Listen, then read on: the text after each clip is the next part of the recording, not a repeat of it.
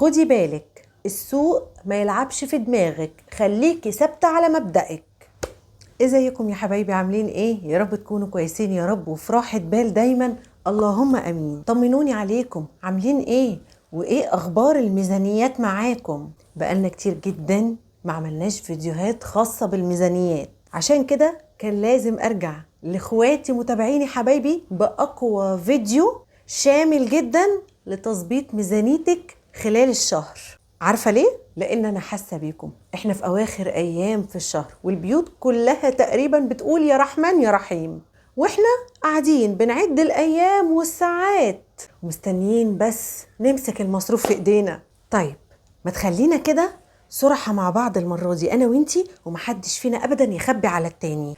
كم مرة المرتب نزل من هنا وحسيتي بفرحة القبض؟ رحتي نزلتي السوبر ماركت، عملتي شوبينج بجزء صغنون كده من المصروف اللي هو كنوع من انواع الترفيه، وهي فسحة بالمرة للعيال. وإذ فجأة جه يوم 10 ولا 15 في الشهر لقيتي نفسك بتلطمي ومش مستوعبة اللي بيحصل. الله، المصروف راح فين؟ المصروف ما فيهوش بركة، المصروف ما كفاش، وتمسكي في رقبة ابو العيال، ده انت بتديني المصروف وشكلك عينك فيه. نفس السيناريو ده بيحصل في 3/4 البيوت، لاننا بنقع في فخ كده من غير ما ناخد بالنا، وهو احساسنا اول ما نمسك المصروف باننا اغنياء او ان الفلوس كتير في ايدي. عشان كده انا جايالك بفيديو خطة الانقاذ السريعة لكل قرش وكل جنيه هتمسكيه في ايدك من مصروف البيت، عشان تضمني بإذن الله ان المرتب يكفي لآخر يوم في الشهر ويفيد منه كمان من غير ما تحسي بأي حرمان او ان البيت ناشف والعيشة على القد.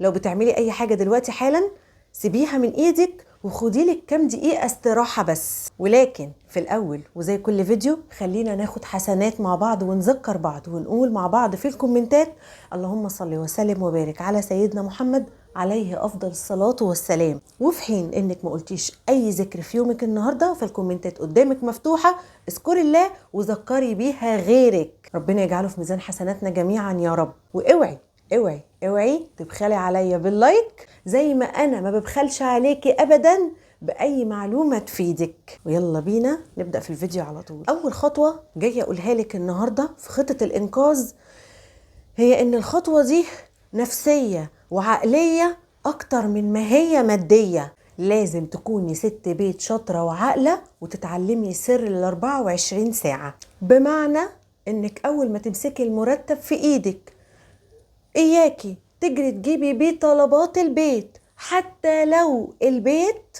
على الابيض ما فيهوش اي حاجه ابدا. طب ليه يا سهى الكلام ده بقى؟ ده احنا ما بنصدق نمسك المصروف في ايدينا ونجري نجيب طلبات البيت عشان ناكل ونشرب ونرعرع كده ونروي البيت. بصي هقولك على حاجه، ليه انا بقولك الخطوه دي اساسيه جدا؟ عشان خاطر برضو معظمنا او اغلبيتنا اول ما بيمسك المصروف بتسيطر عليه حالة بسيطة كده ما بتاخديش بالك منها من اللاوعي.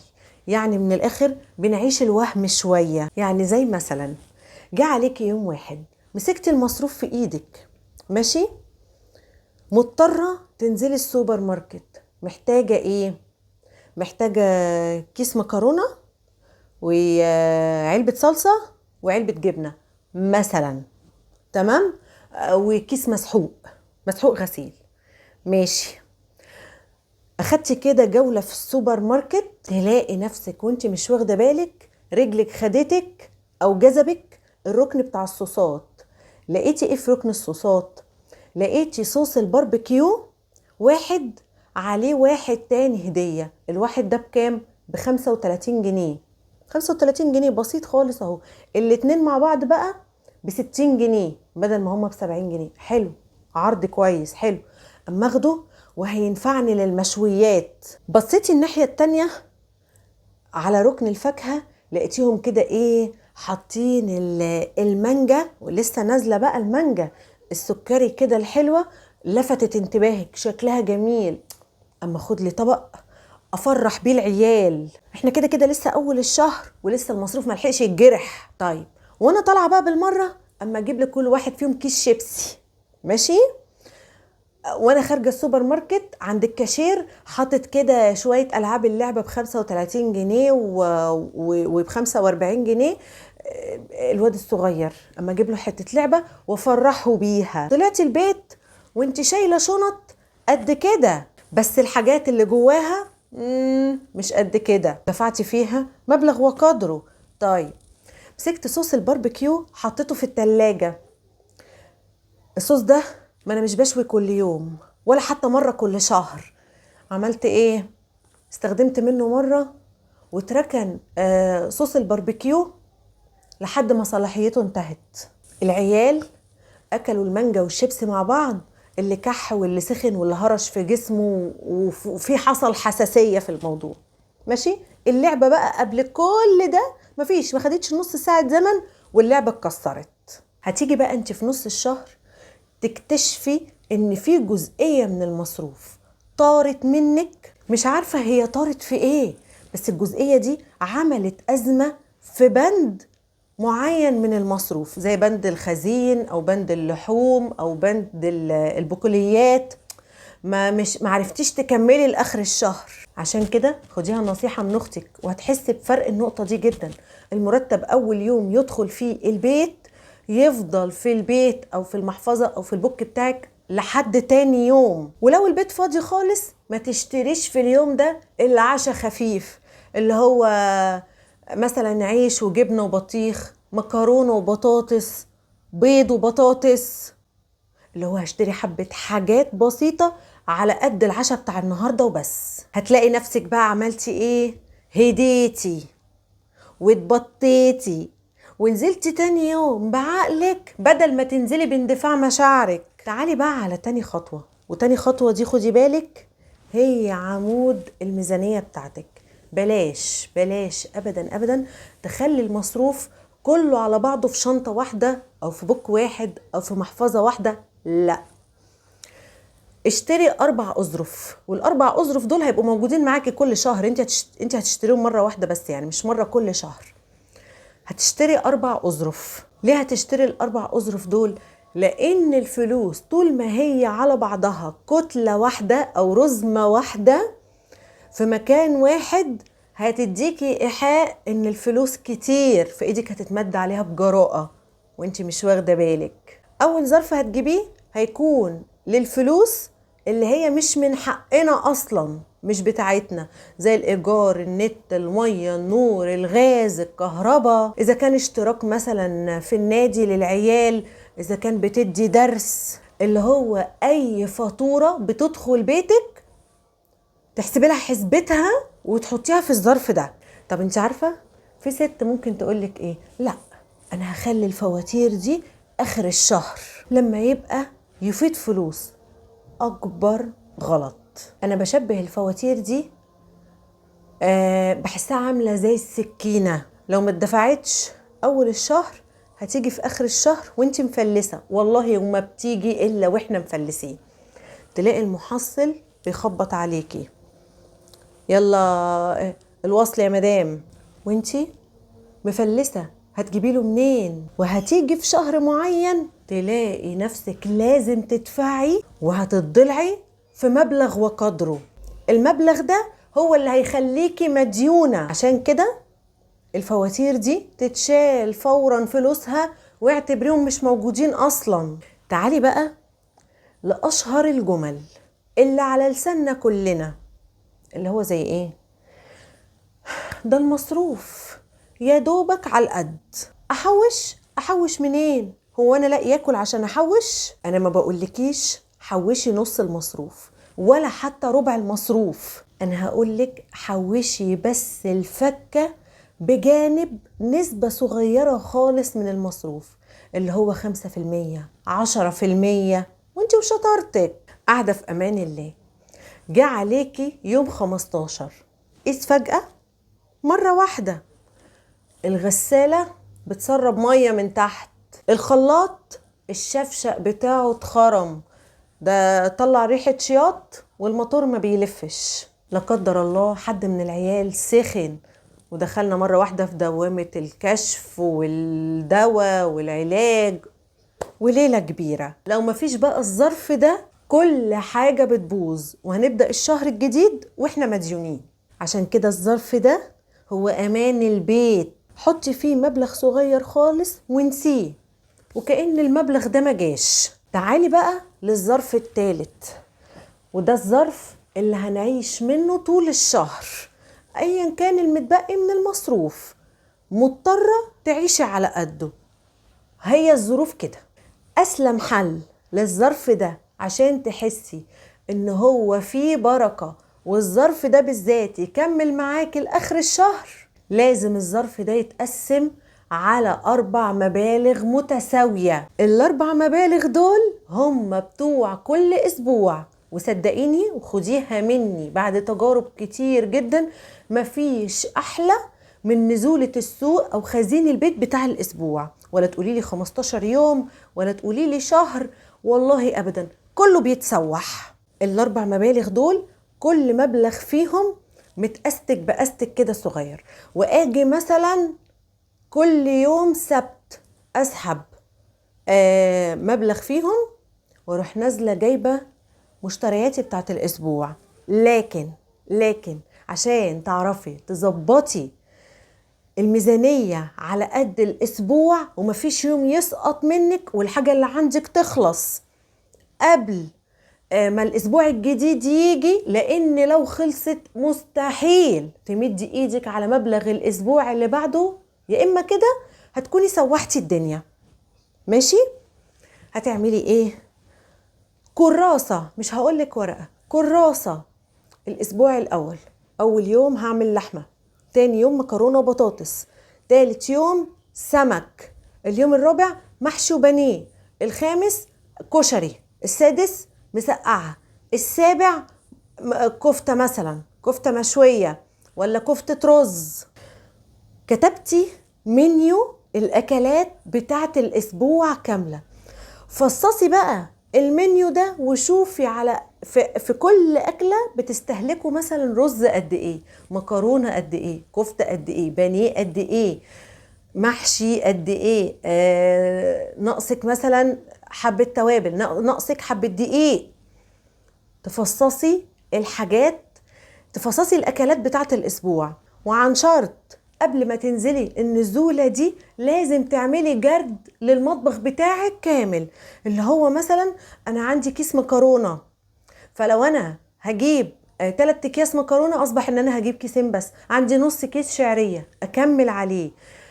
يا إما وده الأفضل كمان، إنك لو عندك حاجة مثلا في الفريزر زي محوشة مثلا كان كام كبداية وقنصاية، كام حتة بانيه كده كنت مخليهم للزنقات، تعملي أكل من اللي موجود في البيت وما تنزليش أبدا إلا لما تشطبي البيت كله، تخلي البيت كله على الأبيض. وفعلا بقى تنزلي تجيبي المنيو بتاعك بقى وهو تبدأي من جديد على نظافة. ليه؟ لأنك لو جبتي جديد لإما هتركني القديم وتستخدمي من الجديد، يا إما هتلاقي فيه حاجات اتركنت وانت نسيتيها أو مش واخدة بالك منها. تعالي بقى للظرف الرابع، والظرف ده مهمته ان هو ما يعيشكيش في حرمان ابدا. بصي يا ست الكل، طبيعي جدا جدا ان اي واحدة تصرف لاخر جنيه في ايدها لبيتها وتنسى نفسها. صدقيني خديها مني، لو انت بتعملي كده هيجيلك بعد فترة مش طويلة قوي حالة انفجار، اللي هو انفجار عايزة ترضي نفسك بشراء اي حاجة وخلاص، اللي هو تبسطي نفسك وتسعديها. هتوصلي لمرحلة انا تعبت بقى، لا انا كل ما يجيلي المصروف اعمل واسوي وادبر وانا نفسي، وكل شوية اجل. هتلاقي نفسك بتعملي اي حاجة ترضي بيها نفسك وخلاص. فالمبلغ الصغير خالص ده اللي جوه الظرف ده بتاع طرحة، بتاع قلم روج، بتاع اي حاجة بسيطة تجيبيها لنفسك. بصي في ست ممكن يبسطها مثلا ان هي تلاقي عندها نسكافيه في البيت او شوية قهوة خاصين بيها كده في البيت، هو ده الترفيه بتاعها، هو ده الجانب الترفيهي، يبقى اعمليه. يا ستي مش عايزة تشتري اي حاجة ومش ناقصك اي حاجة، خدي المبلغ ده وخدي العيال وانزلوا كده اي جنينة جنبكم بسيطة وقضوا اليوم فيها. خدي بالك السوق ما يلعبش في دماغك، خليكي ثابته على مبدأك، وهو ان مفيش بياع ابدا يلح عليك ولا يضحك عليك ويقولك خديها يا مدام، والله دي فرصه، انت الكسبانه، دي عليها عرض، ويفضل يقنع فيكي بالكلام. تبقى انت نازله السوق مثلا، نازله تجيبي مشتريات الاسبوع وعامله حسابك من ضمن مشتريات الاسبوع دي هتجيبي ازازه زيت، ازازه الزيت ب50 جنيه، لقيت انت عرض ازازتين الزيت ب85 جنيه، والراجل عمال يقولك خديها وانت الكسبانه. طيب انت لو خدتي العرض في الوقت ده انت خسرانه مش كسبانه، لان ازازه الزيت دي مستحيل تخلص في اسبوع واحد ايا كان عدد اسرتك. وخدي بالك لو انت بتخلصي كيلو زيت في اسبوع واحد فده كده خطر جدا. اهو العرض بقى اللي الراجل بيحاول يقنعك بيه ده هو في الاسبوع ده وفي النزوله دي خساره ليكي مش مكسب، لانه هيخليكي تأثري في حاجة تانية انت كنت نازلة وعاملة حسابك ان انت تشتريها، وهتلاقيها حاجة اساسية زي شوية رز مثلا، كيلو رز ولا 2 كيلو رز ولا 2 كيلو مكرونة، اللي هو هتاكلي اللحوم مثلا، لو عاملة حسابك تاكلي تطبخي مثلا ورز ومش عارف ايه، او مكرونة وبطاطس ومعرفش ايه، هتلغي الرز، هتلغي المكرونة؟ لا، دول من الاساسيات، مفيش حاجة تتلغي ابدا. يبقى اللي انا نازلة وعاملة حسابي ان انا اشتريه هو اللي يتجاب. خدي بالك برضو من فخ تاني ستات كتير بتقع فيه، وهي ان مشوار صغير خالص هي ممكن تمشي تستسهل المشوار ده ومعاها شوية فكة اما اركب بيهم توك توك ولا اما اركب بيهم تاكس، وتلاقي نفسك طلع منك في النزولة دي 40-50 جنيه، وما كانش اصلا المشوار يستاهل ان هو يتركب له. نفس الفخ برضو بيحصل مع السوبر ماركت اللي تحت البيت، اللي هو خد يا واد هات لنا كيسين شيبسي، خد يا واد هات لنا باكوين بسكويت، خد اما اعمل لكم حاجه حلوه، يلا انزل هات كيس كريم شانتيه وهات كيس جيلي ومش عارف ايه، اما اخترع لكم وابتكر لكم مش عارف ايه فيديو كده منزلاه ناديه السيد، فتح نفسنا بقى احنا اول الشهر ويلا ما نخترع براحتنا. المبالغ دي احنا بنستصغرها ونستهتر بيها، بس تيجي اخر الشهر وتلاقيها عملت معاكي مبلغ. ما بقولكيش ما تجيبيش، ما بقولكيش ما تعمليش حاجة حلوة في البيت، لا، في حاجات تقدري تلميها وتعمليها من البيت موجودة جوه البيت. يعني قبل ما تتسرعي في مجايب على طول حاجة من بره، لا، انكشي في بيتك الاول، انكشي في التلاجة. ممكن مثلا، يعني انا هقولك بقيت بعمل ايه دلوقتي، ماما احنا نفسنا في بيبسي، احنا عايزين نشرب بيبسي يا ماما الجو حر، لا اصبروا، انكش في الفريزر بتاعي اطلع كيس فراولة مفرزاه، اطلع كيس جوافه مفرزاه، يا ماما احنا نفسنا ناكل حاجه حلوه ونحلي بقنا، اقرب حاجه هي حبه رز قد كده وشويه لبن من اللي انا مخزناهم في الفريزر، وعملنا حفله رز بلبن. خطه الانقاذ مش معناها ان احنا هنعيش في نكد وضغط ونقفل على نفسنا، ما انت لو حرمتي نفسك وحرمتي ولادك هتيجي في وقت تنفجري وتشتري بقى وتصرفي وما يهمكيش ويلا تخرب ما تعمر. الحل ان يبقى عندي رفاهية بس بذكاء. يعني مثلا بدل ما نروح نخرج في المول نمشي له مشوار او نركب له مواصلات قد كده او تاكسي قد كده، وبدل خروجات المطاعم اللي بنصرف فيها شيء وشويات، ما احنا ممكن نعمل يوم في اي جنينة مفتوحة بسيطة خالص جنب البيت وننزل فيها وناخد معانا الزاد والزواد. بصي تعالي في مرة كده يكون معاكي مبلغ صغير متوفر معاكي، هاتي منه عدة الخروج، زي مثلا لانش بوكس كده يكون كبير شوية على قد عيلتك، شيك حلو. اللانش بوكس ده يتميلي سندوتشات وقت ما تيجي تخرجي، زي انا مثلا بحب ارص كده البرجر ورش من فوق بطاطس محمرة كتير، ومن فوق كمان شويه اكياس كاتشب ونطور كده. بص تبقى العلبه بسيطه خالص ومش متكلفه والله حاجه، بس اول ما افتح كده العلبه وتبقى مفاجاه بقى، واو ايه الجمال ده. عارفه انت الخطفه دي، مره تعملي البرجر، مره تعملي الشاورما، عصير فريش حلو كده ساقع من البيت، وترمس شاي بالنعناع مع كيس فشار، كيس فنكوش، كيس لب، كيس مش عارف ايه، كيس ترمس، وقضوا وشوفي الخروجه هتكون عامله ازاي. العيال لعبت وجريت وانبسطت وكلت وشبعت وشربت ورجعوا مبسوطين وخرجوا الطاقه بتاعتهم وزي الفل. والخروجه اتكلفت عليكي كام؟ تمن المواصلات بس. تعالي بقى للرفاهيه اللي جوه البيت، دي اساسي، لازم سهرة كل خميس تتعمل ويتعودوا على كده. نطفي الأنوار ونشغل الإضاءات الهادية وانزلي بإمكانياتك بقى. فشار كتير، حبة بطعم الجبنة، حبة بالكراميل، بس أنا ما بحطش كراميل بصراحة، أنا بجيب من السرج عسل أسود وبعمله خيوط كده فوق الفشار، بيكون وهم تحفة. كيكة بالشوكولاتة ولا كيكة بالعسل، ولا تجيبي حتى لفة جلاش تطبقيها 4/4 كده وتحمريها وترشي عليها شوية سكر مطحون وعليها شوية عسل. عندك حبة زبيب وجوز هند كده فايضين من حاجات رمضان، حطي العصير الفريش بتاعك من الفاكهة اللي انت شايلها في الفريزر. ما عندكيش يبقى ليمونتين واعملي احلى عصير ليمون بالنعناع. عندك تفاحية على صباع موز على كام فراولاية على مش عارف ايه، اعملي لكل واحد كوباية كوكتيل. شغلوا فيلم كوميدي ولا فيلم كرتون واقعدوا كلكم مع بعض اتفرجوا عليه. القعدة دي بكام؟ ببلاش والله، ببلاش، كلها من حاجات موجودة في البيت. بس القعدة نفسها والله العظيم ما تتاقل بالذهب. المواقف اللي زي كده والحاجات اللي زي كده بتأثر في نفسية ولادنا جدا جدا، وهتعمل عندهم ذكريات والله تخليهم يستغنوا عن أي خروجة بره. تعالي بقى لآخر بند، وهو بند منتجات العناية الشخصية بتاعتك، اللي هو عشان تروحي كل شهر تجيبي لك الديودرنت مزيل العرق، على الشامبو، على البلسم، على الكريم، على المرطب، على المقشر، على مش عارف ايه، عاوزالك اقل حاجة تدفع 500 جنيه اقل حاجة. دي بقى بالذات انا مش هقولك تعملي فيها ايه، ولو عايزة تعرفي يبقى لازم هتنزلي على اول تعليق مثبت او اللينك اللي هيظهر حالا على الشاشة دلوقتي، لينك قناتي التانية، هتلاقي عليها كل الوصفات اللي هتخليكي قشطة فلة شمعة منورة من غير ما تتكلفي حاجة. التوفير وانك تديري بيتك ده شطارة وذكاء وحكمة، لكن مش بخل ولا هو تقطير ولا حرمان. الست الواعية الشاطرة هي اللي تعمل من الفسيخ شربات وتخلي بيتها دايما مليان ومسطور وكل الإمكانيات موجودة فيه وبأقل حاجة. الموضوع كله بس مش محتاج أكتر من حبة تنظيم. أنا مش عايزاكي غير إنك تجربي الشهر ده بس، تمشي على الخطوات اللي احنا قلناها دلوقتي، وصدقيني مش هتخسري حاجة أبدا.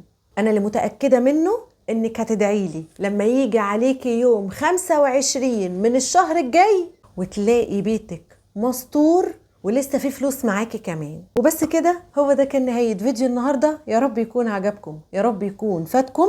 اشوفكم ان شاء الله في فيديو جديد وانتم اشطر واجدع ستات في الدنيا كلها، ويلا سلام.